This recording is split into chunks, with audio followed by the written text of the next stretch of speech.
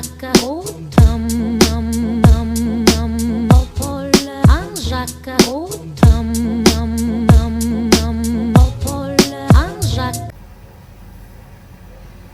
دوستان، امروز آموزش مرغ سرخ کرده واسهتون دارم. من این مرغا رو با نمک و فلفل زردچوبه مزه‌دار کردم.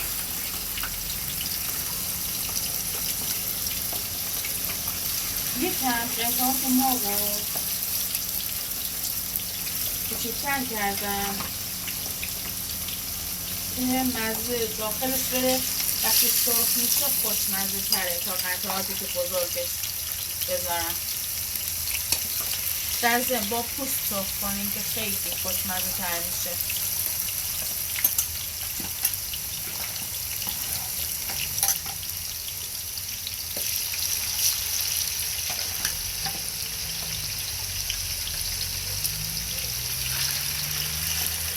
امروز اومدم بالکن واسهتون این ویدیو رو بگیرم.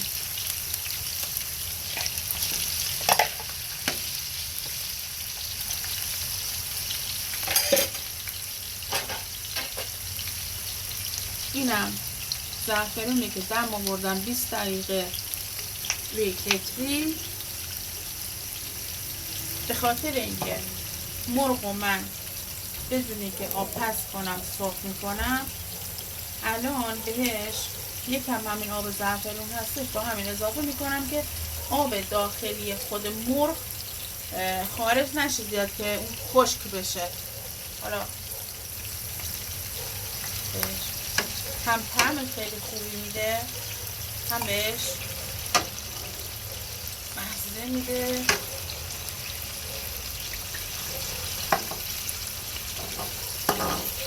در ادامه باز براش اضافه میکنم.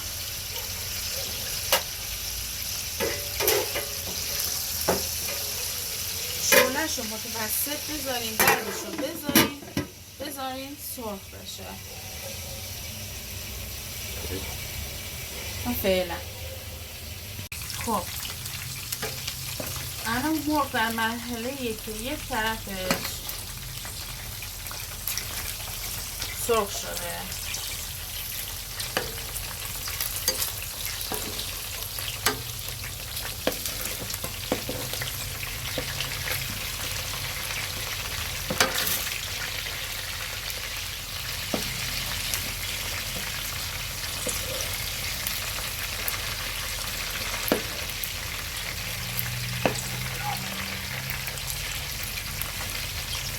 وقتی یه طرفش سرخ شد، کامل یه طرفش سرخ شد، دیگه من از یه تابه دیگه استفاده نمی کنم.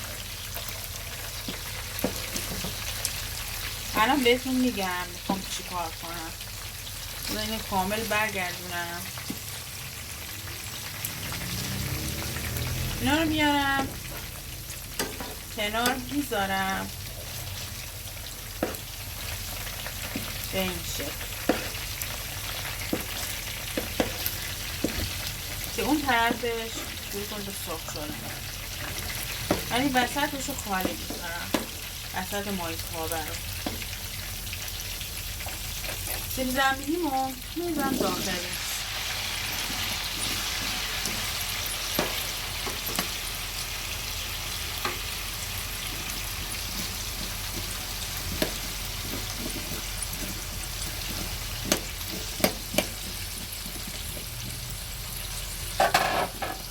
حالا یکم شعله رو میکشم بالا، دربش رو میذارم. این سیب زمینی هم اول یکم حالت بخار پس میشه، بعد سرخ میشه تو همین روغن، خیلی خوش طعم میشه.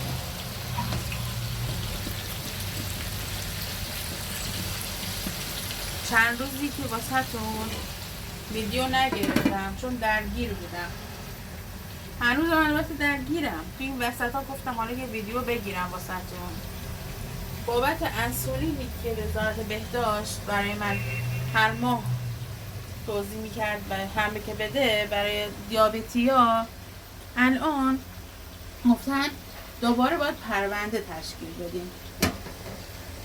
والا از 1 آذر من همینطور درگیرم.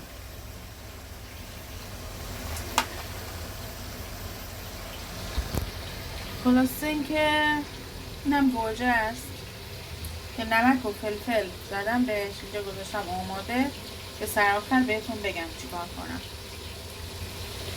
بله دوستان، خلاصه گرفتار دوا و دکتر و انسولین و این داستان ها هستم دیگه. نمیخوام تو این ولاگ شما ناراحت کنم.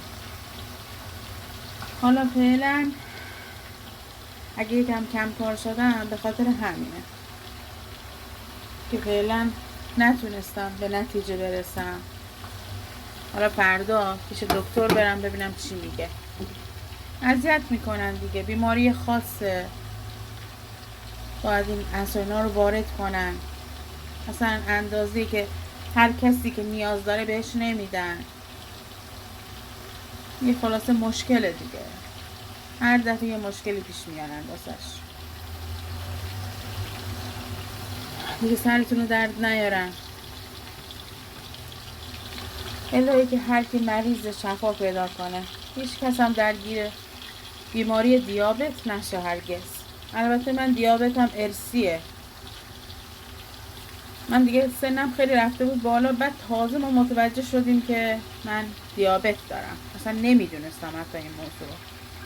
نوع 1 دیابتم. این مرغم امروز میبینی یکم زیادتر درست کردم، برای خیرات مادرم هم هستش. مادرم خیلی این غذا رو دوست داشت. جای شما خالی. حالا در ادامه باهاتون هستم بازم. همینطور که میبینید سیب زمینی ها داره صاف میشه قشنگ. مرغم دورش داره اون طرفش صاف میشه، طرف دیگهش.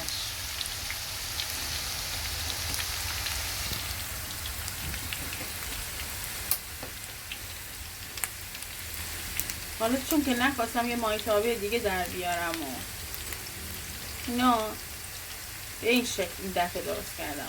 من اصلا هر چیزی رو جورای مختلف درست میکنم، همه هم بهتون آموزش میدم در آینده. اگه خدا بهم عمری داد، همه کوچه فنای آشپزی که خودم همش رو تجربه کردم به دست آوردم بهتون میگم، آموزش براتون میذارم.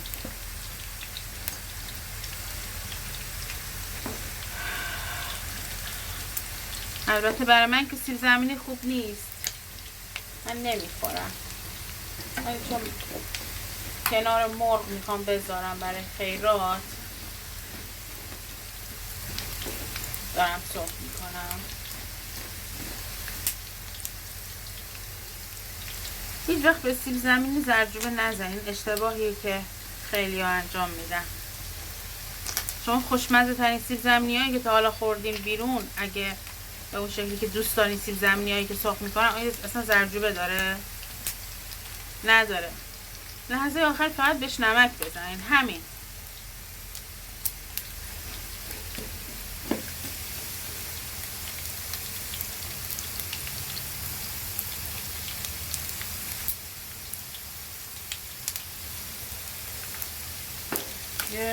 میخوایی برش داری تقریبا اون موقع یه دار نمک بهش بزن، برش دار.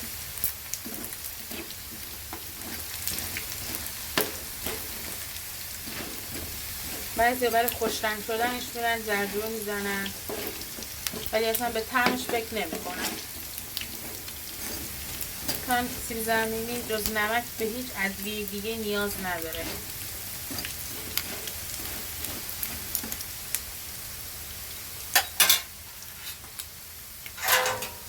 خب حالا سیب زمینی رو برمیداریم، کامل سرخ شده.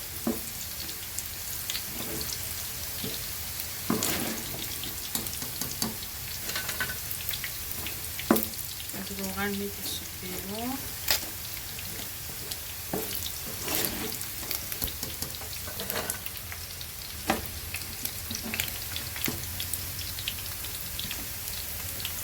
مرغا رو نگاه میکنیم، هر کدوم که سرخ شده برش میداریم کامل دیگه، اون طرفش هم سرخ شده.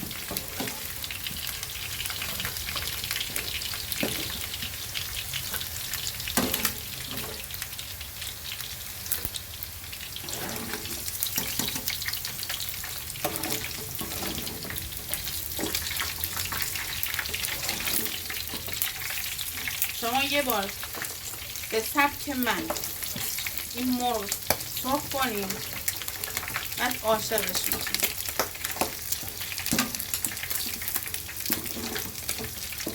من زیاد قبول ندارم که مرغ اول آبپز میکنن بعد سرخ میکنن، همه مزه مرغ از بین میره.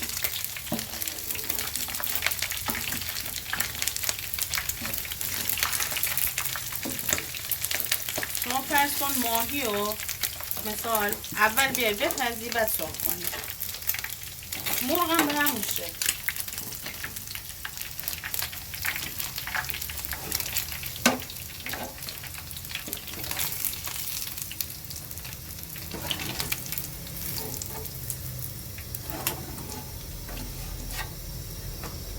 خب حالا اونا رو میذاریم کنار.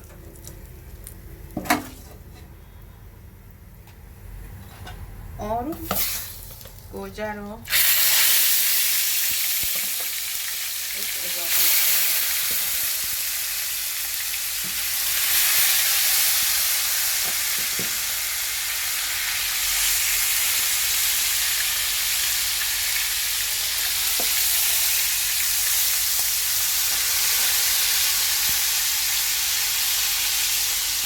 خب حالا گوجه هم میذاریم با شعله متوسط رو به بالا سرخ بشه.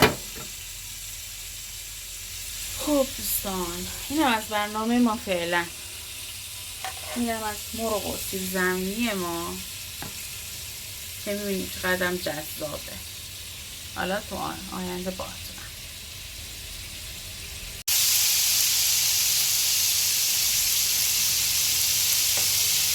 این از گوجه های جذاب ما که داره سرخ میشه.